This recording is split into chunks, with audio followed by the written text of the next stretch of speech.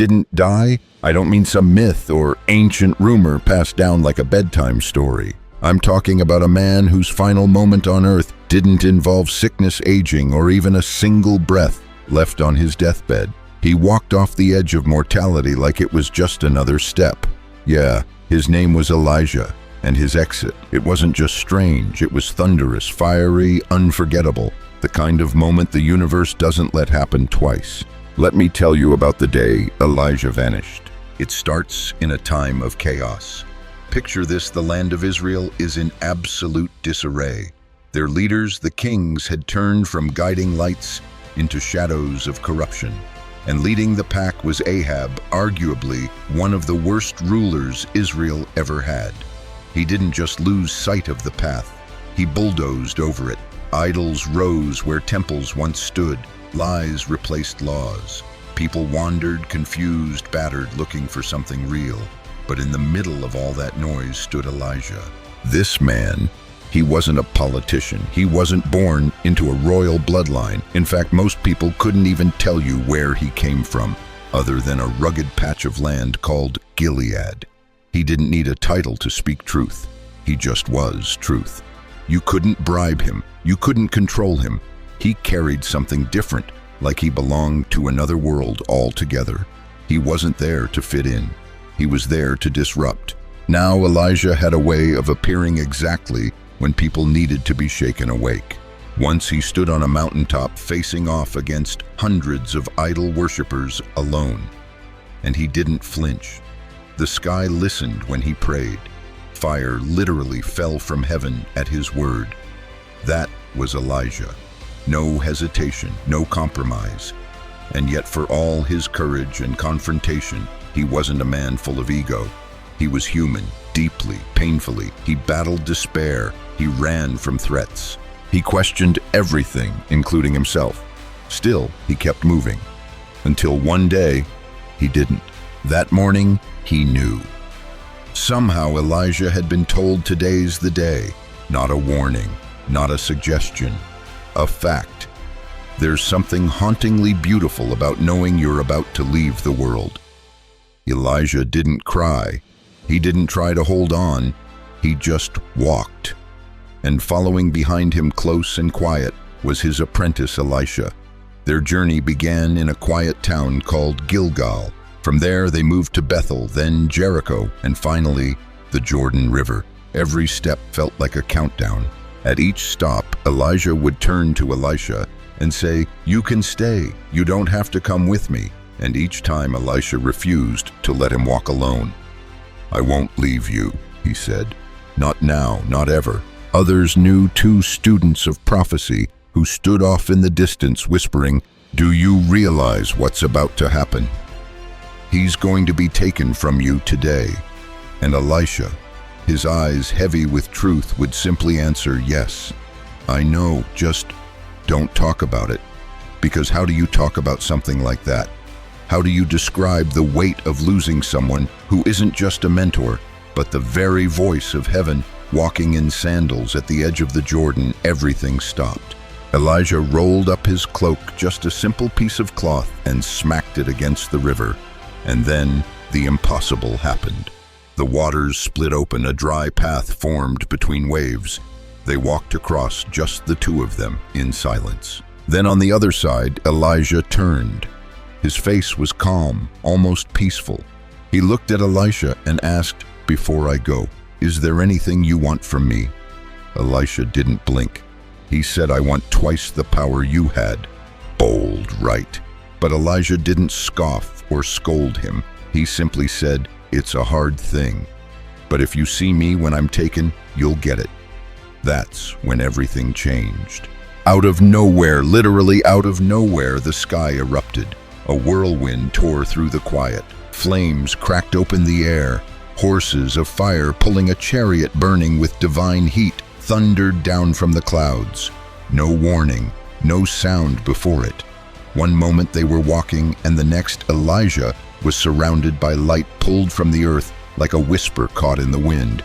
And then he was gone. No body left behind, no grave, no farewell, just emptiness where a man once stood. Elisha cried out, his voice breaking, my father, my father." But there was no answer, only the wind. Trembling, he picked up the cloak Elijah had dropped, the same one that parted rivers, and then he walked back to the water.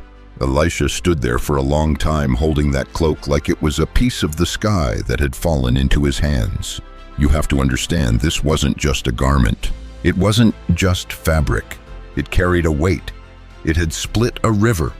It had symbolized power from somewhere not of this world. And now it was his. The silence that followed Elijah's disappearance wasn't peaceful. It was heavy, still, the kind of quiet that makes your ears ring. But Elisha didn't crumble. He didn't run. He walked straight back to the Jordan River, his fingers still gripping Elijah's cloak. The water flowed just as before, wide, unbroken, untouchable. But Elisha had seen too much to be intimidated by nature. He raised the cloak, then loud enough for the heavens to hear, he shouted, "Where is the God of Elijah?" And he struck the water, just like before. The river split open. A dry path clear as glass stretched across the riverbed. Elisha walked through it, but this time he walked alone. From the cliffs nearby, the students, the ones who had been watching from a distance, saw what happened. They saw the water part. They saw the impossible repeated. And for the first time they saw Elisha not as the follower, but as the one who now carried the flame. They bowed down, not to worship him, but to acknowledge something bigger, something sacred. The same spirit that once burned in Elijah was now blazing in someone new. See, here's the thing we miss in stories like this: the transfer. We get caught up in the drama, the fire, the whirlwind, the vanishing. But the real power, it was never about spectacle, it was always about passing the torch. Elijah didn't just vanish, he left something behind. And Elisha picked it up. Now let's pause for a second, because this is where it gets real for us. We tend to think that when great people leave, whether through death, disappearance, or even silence, that their work, their power, their presence dies with them. But that's not how this works. Nothing of God dies when a servant of God leaves. Let that sink in. Elijah disappeared into the sky, sure, but his spirit, it didn't fade. It multiplied. It found new soil. It took root in someone willing to carry it forward, even in grief. Because Elisha was grieving. He'd just lost the one person who believed in him, the one who taught him how to hear the divine in a world full of noise.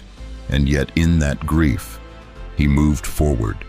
That's the kind of strength that doesn't come from this world. And let me tell you, Elisha didn't just carry on Elijah's work. He expanded it, double portion. That wasn't a metaphor. That man would go on to perform twice the number of recorded miracles, healings, provisions, resurrections. Even after Elisha died, his bones carried power, literally.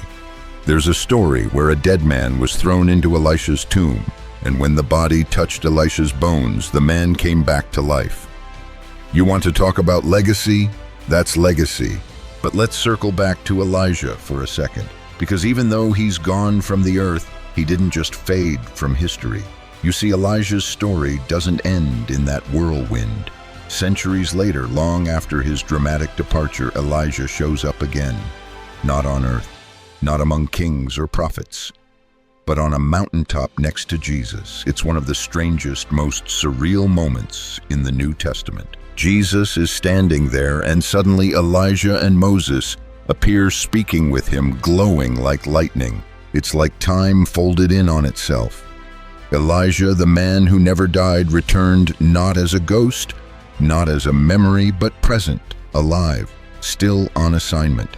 It's as if God never closed his chapter. Now maybe you're wondering, why him? Why Elijah? Why was he chosen to skip death? What made him so special? That's a question without a simple answer, but here's a thought. Elijah lived like he didn't belong here.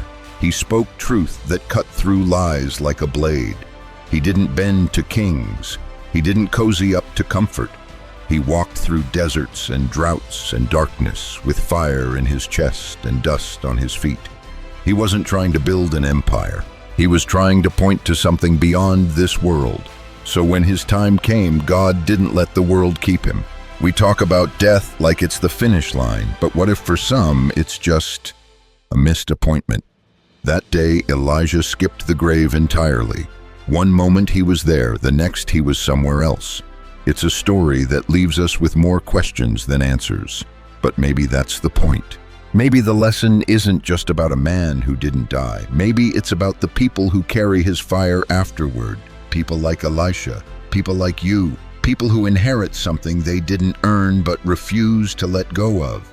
The question isn't whether you'll face darkness. It's whether you'll pick up the cloak and step forward anyway. You know there's something haunting about walking so closely with something divine that the world just loses you. Tonight, let's talk about a man few dare to mention beyond Sunday school stories. A man who didn't die. A man who simply disappeared. Not because he escaped, not because he ran, but because he was taken, and not by anyone on this earth. His name was Enoch. And no, I'm not talking about the descendant of Cain. That's another tale for another night. I'm talking about the Enoch who came down the line from Adam, a man whose story whispers through time like a fading breath, brief but unforgettable. Now, imagine living in a time before the flood, a time when the world hadn't yet drowned in water, but was already choking on moral decay. That's where Enoch stood, one man in the middle of creeping darkness. People back then, their names are remembered mostly for who their children were and when they died, but not Enoch. There's something peculiar about him, something that doesn't let us forget. He didn't just exist. He walked with something none of us have ever fully seen, with a presence so real, so overwhelming that eventually it refused to let him go. He became a father at 65. Methuselah was his son. Yes, the one who outlived every other mortal. But that's not what made Enoch different. What made him different was what he did after that. For 300 years, he lived in constant communion, day in, day out, not just believing, not just praying, dwelling in whatever realm touches the edge of heaven. 300 years, and then gone. No grave, no final words, no tombstone. One day he was there, and the next people realized they hadn't seen him in a while. But it wasn't grief. It was something else, something heavier. They say God took him. Now let that settle. Not that he died peacefully, not that he vanished in a tragic accident. No, he was taken, plucked from the earth like a flower before winter.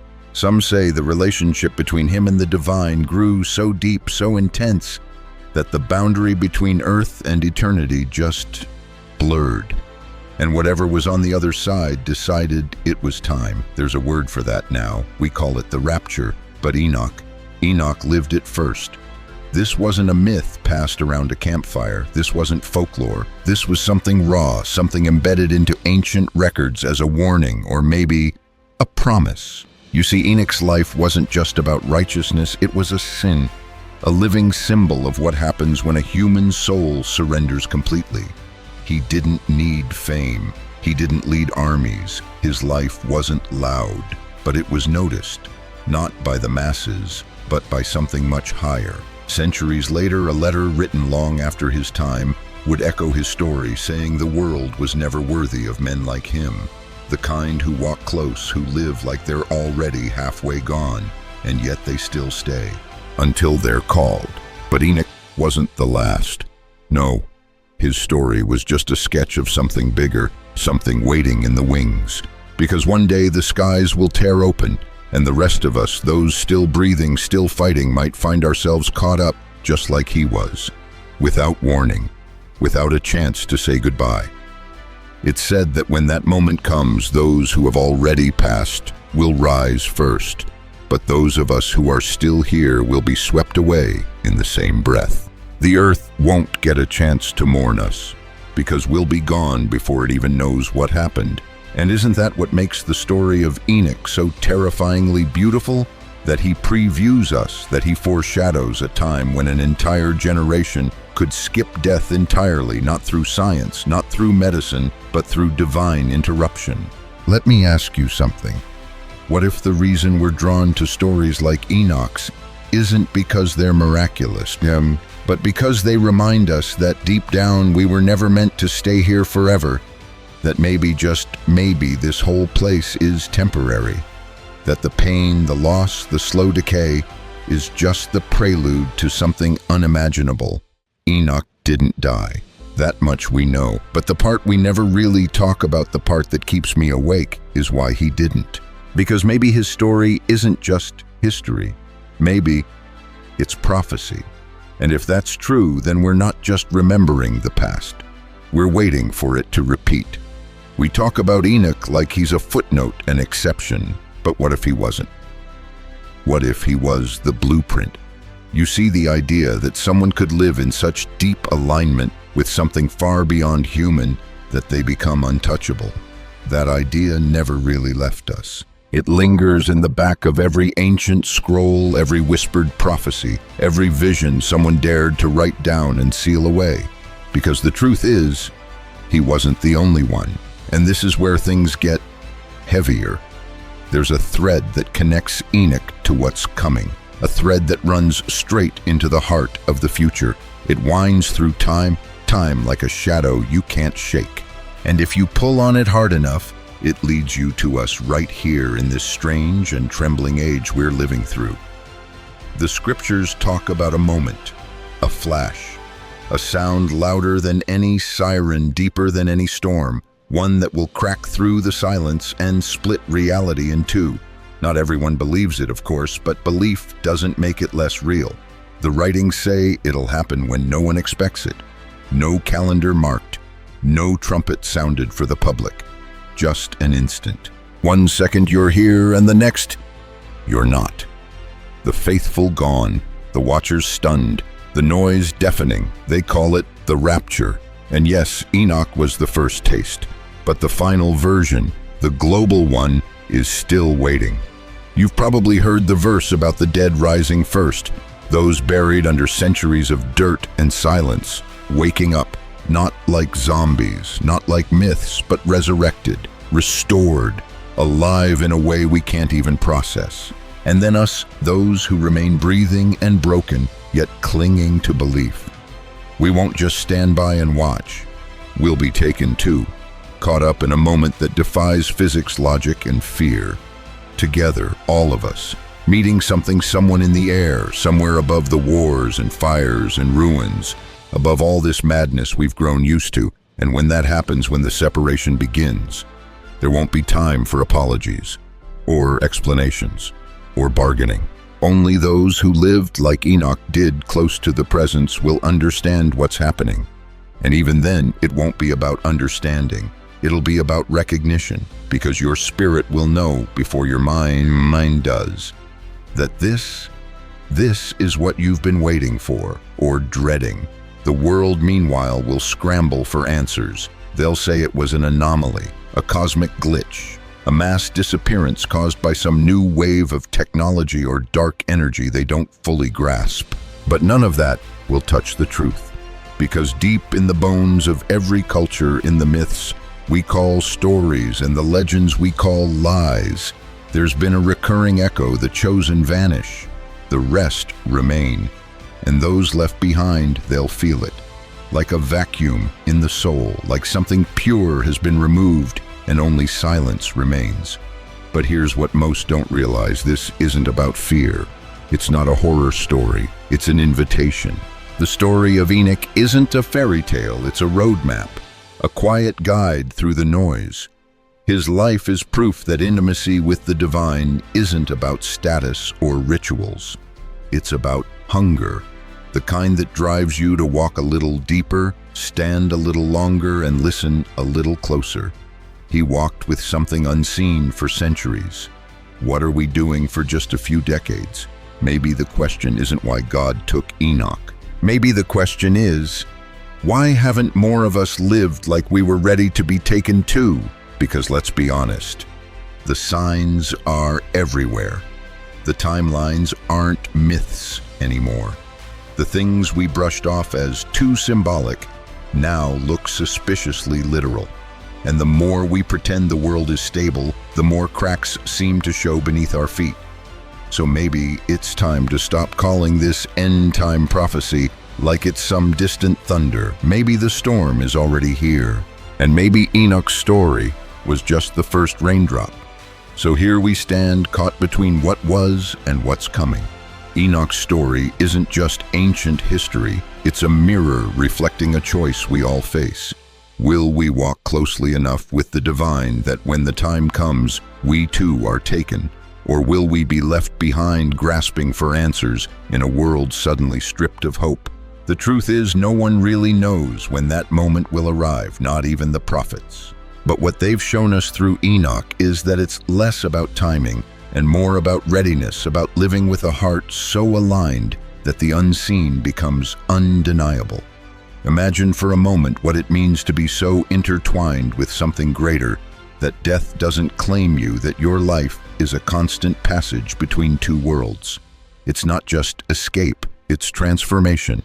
A reminder that this earthly life, with all its pain and noise, is temporary. For those who understand that promise is a lifeline, a whispered secret carried through generations telling us there's more beyond what our eyes see, more beyond what our fears grasp. Enoch's journey is an invitation to awaken, to walk differently, to seek deeper, because in the end, what we truly want isn't to cheat death or avoid suffering, it's to be found worthy of the divine embrace, to be called home not in fear, but in peace. So I ask you, how close are you walking today? And if the moment came now, would you be ready to vanish into the light like Enoch did? Maybe the real question isn't when, but if, because when it happens, and it will be the greatest interview none of us can refuse, and all that will remain is the silence.